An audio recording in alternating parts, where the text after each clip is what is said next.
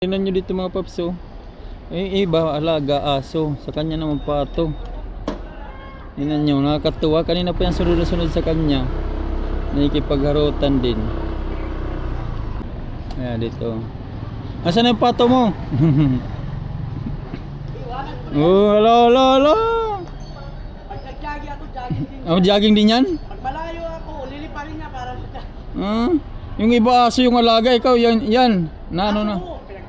Pinapagalitan ko. Sabi ko, pasok yun silang dalawa. Kahit ano lang. Ah, pati ito? Ito. Nasa na ako, nandun yan. Ah, ang cute. Isingin mo kuya niya. Aakit ko. Sasabunutan niya. Oo. Ang cute na kanina, nagtatakbo-takbo eh. Kasama ko yung pato.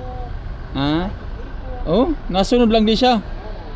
Kaya naawa ka na lang eh. Hinto ka na lang. Oo, kasi naghihingal na nga eh. Hindi, ganun lang yan. Ganyan lang yan. Diba? Tinitingnan ka nga niya kung alis eh. Kaya tatakasan ko eh. Ayan na. Diba?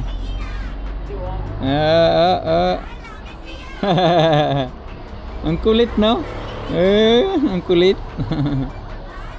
Grabe na alaga mo na yan, ah. Wala. Madali din palang turuan yan, no? Bibi pa? Madaling turuan, no? Maliit pa na tinuruan na, kaya pala, no? Maganda bantay ng bahay yan. Bantay? Maganda bantay? Wala ingay yan. Bukala lang ng bayan. Ang cute. Bago, yan na yung aso ngayon. Hindi maingay.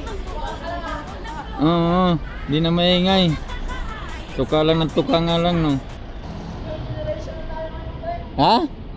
Oo, iba na yan, no? Yung aso. Oo. Wala. Ang lambing. Wala. Sunod din siya. Ang cute, no?